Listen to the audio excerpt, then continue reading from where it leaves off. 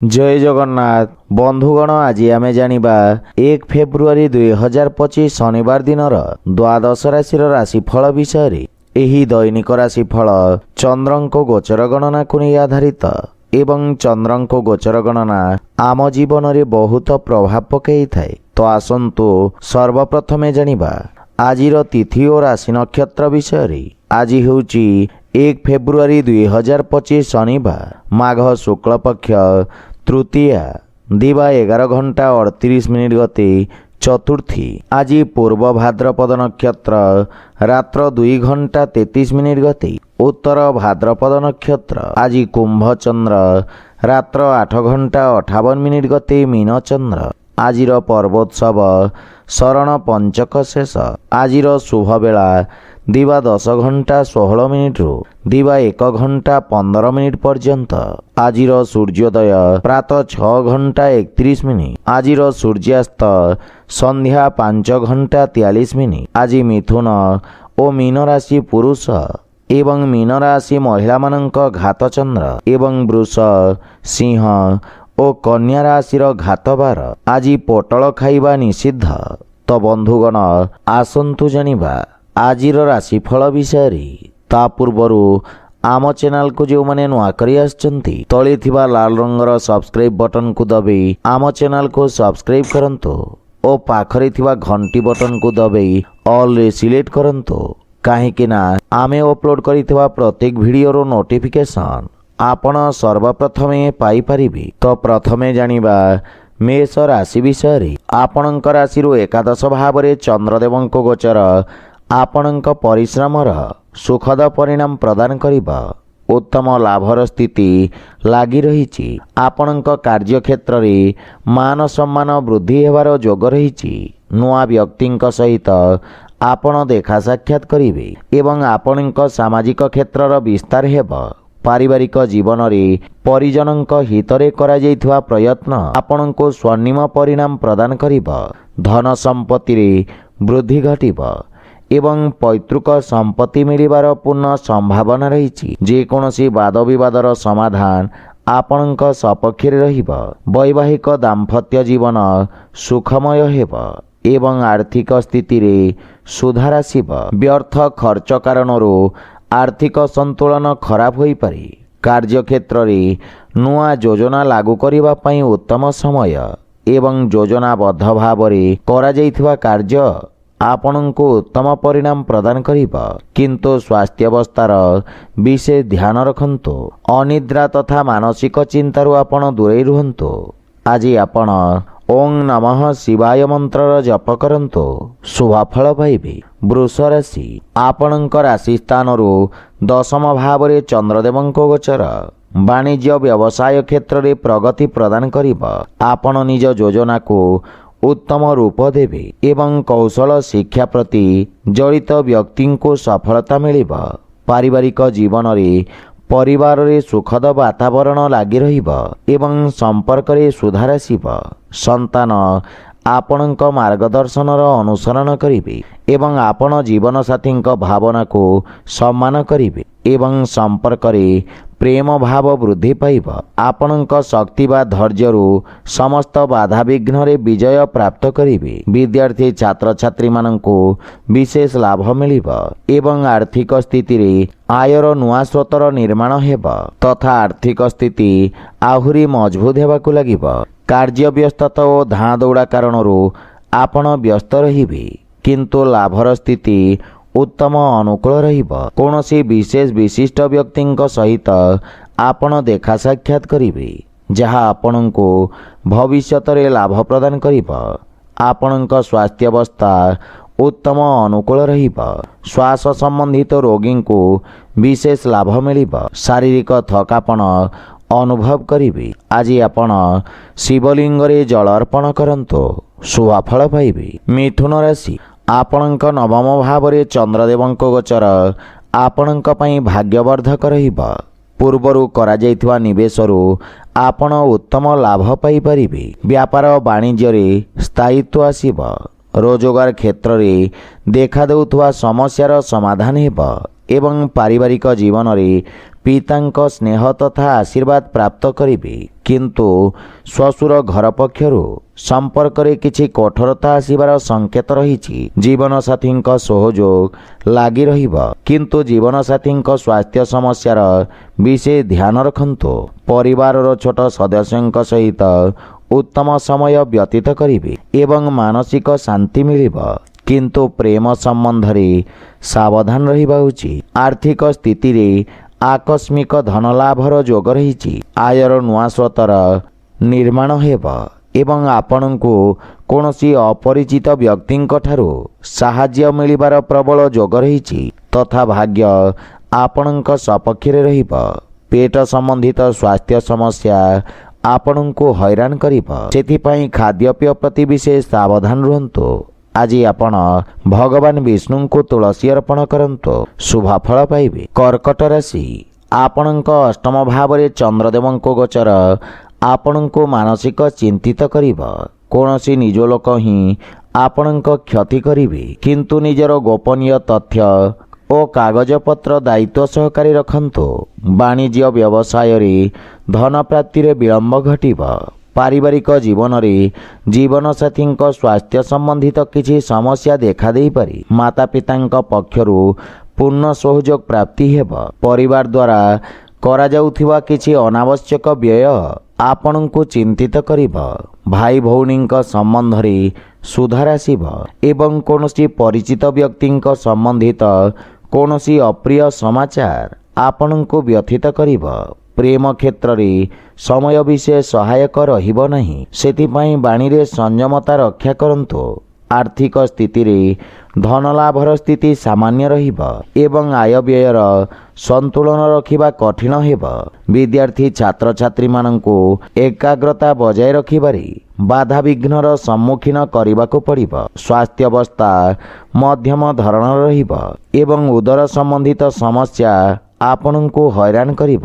ଆଜି ଆପଣ ଶିବ ଚାଲିସା ପାଠ କରନ୍ତୁ, ଶୁଭ ଫଳ ପାଇବେ। ସିଂହ ରାଶି, ଆପଣଙ୍କ ସପ୍ତମ ଭାବରେ ଚନ୍ଦ୍ରଦେବଙ୍କ ଗୋଚର କାରଣରୁ ଆପଣଙ୍କୁ ସହକର୍ମୀଙ୍କ ଠାରୁ ଲାଭ ପ୍ରଦାନ କରିବ। ବାଣିଜ୍ୟ ବ୍ୟବସାୟରେ ନୂଆ ସମ୍ବନ୍ଧ ସ୍ଥାପିତ ହେବ, ଯାହା ପାରସ୍ପରିକ ଲାଭପ୍ରଦ ଭାଗିଦାରୀରେ ପରିବର୍ତ୍ତିତ ହେବ ତଥା ସମୟ ଆପଣଙ୍କ ପାଇଁ ଅତ୍ୟନ୍ତ ଶୁଭ ରହିଛି ଏବଂ ଭାଗ୍ୟ ଆପଣଙ୍କ ସପକ୍ଷରେ ରହିବ। ସେଥିପାଇଁ ସମସ୍ତ ସମସ୍ୟା ଦୂର ହେବାକୁ ଲାଗିବ। ପାରିବାରିକ ଜୀବନରେ ଜୀବନସାଥୀଙ୍କ ପୂର୍ଣ୍ଣ ସହଯୋଗ ମିଳିବ। ସନ୍ତାନ ପକ୍ଷରୁ ସୁଖଦ ସମାଚାର ପ୍ରାପ୍ତି ହେବ। କାର୍ଯ୍ୟକ୍ଷେତ୍ରରେ ଜୀବନସାଥୀଙ୍କ ପରାମର୍ଶ ସଠିକ୍ ସାବ୍ୟସ୍ତ ହେବ ଏବଂ ପତ୍ନୀଙ୍କ ସହିତ ସମ୍ପର୍କରେ ପ୍ରଗାଢ଼ତା ଆସିବ। ଭାଇ ତଥା ବନ୍ଧୁମିତ୍ରଙ୍କ ସହଯୋଗ ଆପଣଙ୍କୁ ପ୍ରସନ୍ନତା ପ୍ରଦାନ କରିବ। ପ୍ରେମ ଜୀବନରେ ପ୍ରେମୀଙ୍କ ସମ୍ପର୍କରେ ମଧୁରତା ଆସିବ। ଆର୍ଥିକ ଲାଭରେ ଉତ୍ତରୋତ୍ତର ବୃଦ୍ଧି ଘଟିବ। ଦୀର୍ଘକାଳୀନ ଯୋଜନାରୁ ଲାଭ ମିଳିବ। ଯୋଜନାବଦ୍ଧ ଭାବରେ କରାଯାଇଥିବା ସମସ୍ତ କାର୍ଯ୍ୟରେ ଉତ୍ତମ ସଫଳତା ମିଳିବ। ସାମାଜିକ କ୍ଷେତ୍ରର ବିକାଶ ହେବ ଏବଂ ନୂଆ କାର୍ଯ୍ୟର ରୂପରେଖା ପ୍ରସ୍ତୁତ କରିବେ। ସ୍ୱାସ୍ଥ୍ୟ ସମ୍ବନ୍ଧିତ ସମସ୍ୟାରୁ ମୁକ୍ତି ମିଳିବ ଏବଂ ମାନସିକ ସୁଖ ଓ ଶାନ୍ତିର ଅନୁଭବ କରିବେ। ଆଜି ଆପଣ ବଜରଙ୍ଗ ବାଣ ପାଠ କରନ୍ତୁ, ଶୁଭ ଫଳ ପାଇବେ। କନ୍ୟା ରାଶି, ଆପଣଙ୍କ ରାଶି ସ୍ଥାନରୁ ଷଷ୍ଠ ଭାବରେ ଚନ୍ଦ୍ରଦେବଙ୍କ ଗୋଚର ଆପଣଙ୍କ ବ୍ୟବସାୟିକ କ୍ଷତିପୂରଣ କରିବାର ଅବସର ପ୍ରଦାନ କରିବ। କାର୍ଯ୍ୟକ୍ଷେତ୍ରରେ ନିରନ୍ତର ପରିବର୍ତ୍ତନ ଆପଣଙ୍କୁ ରଣନୀତିରେ ପୁନଃ ବିଚାର କରିବା ପାଇଁ ପ୍ରେରିତ କରିବ। ଆବଶ୍ୟକ ପରିବର୍ତ୍ତନ ଲାଭଦାୟକ ସାବ୍ୟସ୍ତ ହେବ ଏବଂ ବିଦ୍ୟାର୍ଥୀ ଛାତ୍ରଛାତ୍ରୀମାନଙ୍କୁ କିଛି ନୂଆ ଶିଖିବାର ତଥା ବ୍ୟବହାରିକ ରୂପରେ ତାକୁ ପ୍ରୟୋଗ କରିବାର ଅବସର ପ୍ରଦାନ କରିବ। ପାରିବାରିକ ଜୀବନରେ ଜୀବନସାଥୀଙ୍କ ସହିତ ସମ୍ପର୍କରେ ମଧୁରତା ଆସିବ। ପରସ୍ପର ମଧ୍ୟରେ ଥିବା ଭୁଲ ବୁଝାମଣା ଦୂର ହେବ ଏବଂ ପ୍ରେମ ଜୀବନରେ ଏକ ନୂଆ ପ୍ରାରମ୍ଭ କରିବେ। କୌଣସି ନୂଆ କାର୍ଯ୍ୟର ପ୍ରାରମ୍ଭ ମାତାପିତାଙ୍କ ଆଶୀର୍ବାଦ ନେଇକି କରନ୍ତୁ, ସଫଳତା ପାଇପାରିବେ। ସନ୍ତାନଙ୍କ ଭବିଷ୍ୟତକୁ ନେଇ ଆପଣ ଚିନ୍ତିତ ରହିବେ। ଆର୍ଥିକ ସ୍ଥିତି ମଜବୁତ ହେବାକୁ ଲାଗିବ ଏବଂ ଆଂଶିକ ଲାଭ ମଧ୍ୟ ମିଳିବ। ରାଜକୀୟ ପକ୍ଷରୁ ଧନାର୍ଜନରେ ସଫଳତା ମିଳିବ। ଆପଣ ନିଜ ସମସ୍ତ ବ୍ୟବସାୟିକ ଦାୟିତ୍ୱ ପୂର୍ଣ୍ଣ କରିବାରେ ସଫଳ ହେବେ। ସହକର୍ମୀଙ୍କ ସମର୍ଥନରୁ ନିଜ ଲକ୍ଷ୍ୟ ହାସଲ କରିବେ। पेट संबंधित रोगर विशेष ध्यान रखंतु। आज आपण तुलसी वृक्ष रे जल अर्पण करंतु, शुभ फल पाइबे। तुला राशि, आपणक राशि पंचम भाव रे चंद्रदेवंक गोचर आपणक कार्यक्षेत्र रे कौनसी परिचितंक माध्यम रे लाभर स्थिति प्रस्तुत करिब। विद्यार्थी माने एही अवधि रे मध्य समयर पूर्ण सदुपयोग करिबारे सक्षम रहिबे। नुआ ज्ञान और अनुभव प्राप्त करिबे। संतान पक्षर उन्नति रे आपण विशेष आनंद प्राप्त करिबे। संतान आपणक आज्ञार पालन करिबे। पारिवारिक वातावरण रे शांति और सौहार्द्य लागि रहिब। मातांक सहित जदि कौनसी मनमालिन्य थाए ताहा आज दूर हेबाकु लागिब एवं भाई भौणींक सहयोगरु आपण समस्त कार्य रे सफलता हासिल करिबे। किंतु आर्थिक स्थिति रे सामान्य आर्थिक चिंता लागि रहिब। कार्य शिथिलता कारणरु आपणक मन व्यथित रहिब। आपणको निज कार्यक्षेत्र रे बड़ परिवर्तन करिवार क्षमता मिलिब। संचार कौशलर उपयोगरु आपणक व्यवसायर विस्तार करिबे। किंतु अनावश्यक मानसिक चिंतारु आपण दूरेई रुहंतु। आज आपण शिवलिंग रे जल अर्पण करंतु, शुभ फल पाइबे। बिछा राशि, चंद्रदेवंक आपणक चतुर्थ भाव रे गोचर आपणको किछि मानसिक चिंता उत्पन्न करिब। कार्यक्षेत्र रे एकाग्रता बजाय रखिबारे समस्या देखा देब। वाणिज्य व्यवसाय रे लाभ प्रति सतर्क रुहंतु एवं कौनसी प्रकार लंबा दूरयात्रा करिबा उचित नुहे। पारिवारिक जीवन रे गृहर कौनसी सदस्यंक स्वास्थ्यावस्था को नहीं आपण सामान्य चिंतित रहिबे। मातांक सहित किछि वैचारिक मतभेद देखा देई पारे, किंतु परिवार सदस्यंक मध्यरे उत्तम समय व्यतीत करिबे। गृह साजसज्जा और उपकरण क्रय करी आपण खर्चांत हेबे, किंतु पितांक मार्गदर्शन रे आपण विशेष लाभवान हेबे। आर्थिक रूप रे स्थिति किछि चिंताजनक रहिब एवं कार्यक्षेत्र रे अस्थायी अवरोध उत्पन्न हेबार संभावना रहिछि। कौनसी प्रकार अवसर को हाथ छड़ा करंतु नहीं एवं भविष्यत योजना को नहीं विचार विमर्श करिबे। व्यापार व्यवसाय क्षेत्र रे विस्तार योजना रे कार्य करिबे तथा मन को एकाग्र और शांत रखिबार प्रयास करंतु एवं निज वाणी और क्रोध रे संयमता बजाय रखंतु। आज आपण भगवान गणेशंक उपासना करंतु, शुभ फल पाइबे। धनुराशि, आपणक तृतीय भाव रे चंद्रदेवंक गोचर आपणको सफलता पाइबार किछि अवसर प्रदान करिब। व्यवसाय संबंधित कौनसी यात्रा लाभप्रद सिद्ध हेब। आज आपण एक नुआ सकारात्मक ऊर्जार अनुभव करि परिबे। पारिवारिक जीवन रे भाई भौणींक सहयोगरु आपण समस्त कार्य को सफलतापूर्वक संपन्न करिबे। परिवार रे हस खुशीर वातावरण लागि रहिब एवं जीवन साथींक पूर्ण सहयोग मिलिब तथा दाम्पत्य जीवन सुखमय रहिब एवं विदेशरू किछि शुभ समाचार मिलिबारु मन प्रसन्न रहिब। वाणिज्य व्यवसाय रे उन्नति हेब।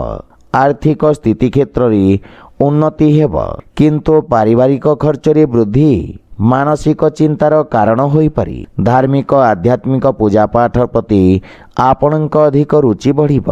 सहकर्मींक ठारू लाभर विशेष जोग रहिछि एवं स्वास्थ्यावस्था रे सुधार आसिब, किंतु विशेष सावधान रुहंतु। आज आपण बालक मानंको मिष्टान्न खाइबाकू दियंतु, शुभ फल पाइबे। मकर राशि, आपणक द्वितीय भाव रे चंद्रदेवंक गोचर आपणक वाणी को प्रभावित करिब। आपणक व्यक्तित्व रे एक नुआ आकर्षणर संचार हेब। लोके आपणक परामर्श ओ मार्गदर्शन प्राप्त करिबे। वाणी और लेखनी रे जड़ित व्यवसायींक ख्याति रे विस्तार हेब एवं नुआ अवसर प्राप्त करिबे। पारिवारिक जीवन रे आपणक वाणीर मधुरता रे आपणक संपर्क रे एक नुआ उत्साह आसिब। पारिवारिक जीवन रे सुख समृद्धि लागि रहिब एवं जीवन साथींक पक्षरु सम्मान मिलिब। छोट भाई भौणींक स्नेह पाइबे एवं सेमाने आपणको अनुसरण करिबे। प्रेम संबंध पाई समय अनुकूल रहिब। पूर्वरु देखा दउथुवा दूरत्व आज समाप्त हेब एवं आर्थिक स्थिति ଆହୁରି ଉତ୍ତମ ହେବାକୁ ଲାଗିବ। ଆୟର ନବୀନ ସ୍ରୋତରୁ ଧନ ପ୍ରାପ୍ତିର ଯୋଗ ରହିଛି। ଅଧିକାରୀଙ୍କ ପକ୍ଷରୁ ଆପଣଙ୍କ କାର୍ଯ୍ୟକୁ ସମ୍ମାନ ମିଳିବ ଏବଂ ଉନ୍ନତିର ମାର୍ଗ ପ୍ରଶସ୍ତ ହେବ। ଆପଣଙ୍କ କାର୍ଯ୍ୟର ସମସ୍ତ ଜାଗାରେ ପ୍ରଶଂସା ହେବ। ସ୍ୱାସ୍ଥ୍ୟାବସ୍ଥା ମଧ୍ୟ ଉତ୍ତମ ଅନୁକୂଳ ରହିଛି। ଆଜି ଆପଣ ହନୁମାନ ଚାଳିଶାର ପାଠ କରନ୍ତୁ, ଶୁଭଫଳ ପାଇବେ।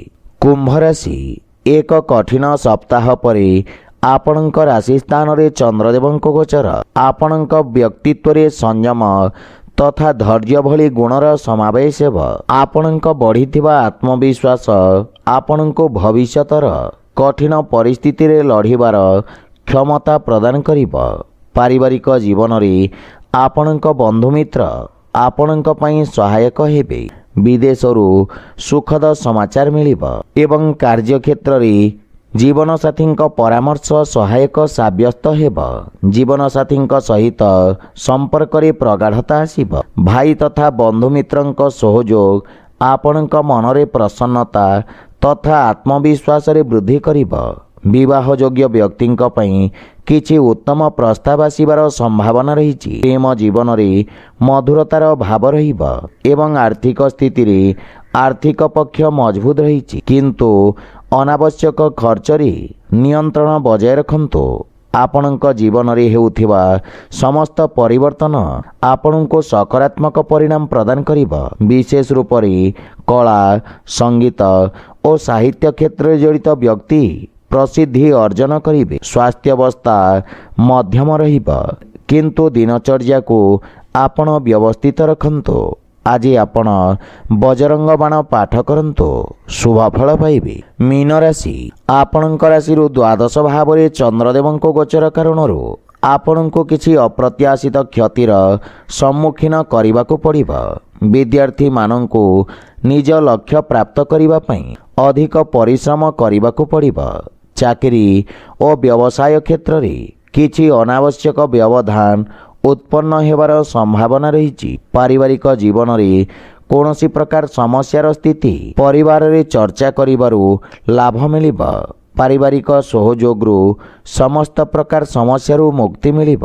ଆପଣ ନିଜ ଭବିଷ୍ୟତ ତଥା ପାରିବାରିକ ସମ୍ପର୍କକୁ ନେଇ ସାମାନ୍ୟ ଚିନ୍ତିତ ରହିବେ ତଥା ଧୈର୍ଯ୍ୟବାନ ତଥା ଏକାଗ୍ର ଚିତ୍ତ ହୋଇ ନିଜ କର୍ତ୍ତବ୍ୟର ନିର୍ବାହନ କରିବେ। ପ୍ରେମ ସମ୍ବନ୍ଧରେ କିଛି ସମସ୍ୟା ଦେଖାଦେଇପାରେ, ସେଥିପାଇଁ ବାଣୀରେ ନିୟନ୍ତ୍ରଣ ବଜାୟ ରଖନ୍ତୁ। ଆର୍ଥିକ ସ୍ଥିତି କ୍ଷେତ୍ରରେ ପାରିବାରିକ ଖର୍ଚ୍ଚରେ ବୃଦ୍ଧି ଆପଣଙ୍କ ମାନସିକ ଚିନ୍ତାକୁ ବୃଦ୍ଧି କରିବ। ଆୟର ନୂଆ ସ୍ରୋତରେ ଧ୍ୟାନ କେନ୍ଦ୍ରିତ କରିବାର ଆବଶ୍ୟକତା ରହିଛି ଏବଂ ଅଧିକାରୀଙ୍କ ସହିତ ସମ୍ପର୍କର ବିଷୟ ଧ୍ୟାନ ରଖନ୍ତୁ। ସ୍ୱାସ୍ଥ୍ୟାବସ୍ଥାରେ ଶାରୀରିକ ପୀଡ଼ା ଅନୁଭବ କରିବେ। ଆଜି ଆପଣ ହନୁମାନ ଚାଳିଶାର ପାଠ କରନ୍ତୁ, ଶୁଭଫଳ ପାଇବେ। ତ ବନ୍ଧୁଗଣ, ଏହା ଥିଲା ଆଜିର ରାଶିଫଳ ବିଷୟରେ। ଯଦି ଭିଡ଼ିଓଟି ଆପଣମାନଙ୍କୁ ଭଲ ଲାଗିଥାଏ, ଲାଇକ୍, ସେୟାର ଓ କମେଣ୍ଟ କରି ଜଣାନ୍ତୁ ଏବଂ ଆମ ଚ୍ୟାନେଲକୁ ସବସ୍କ୍ରାଇବ୍ କରନ୍ତୁ। ଜୟ ଜଗନ୍ନାଥ।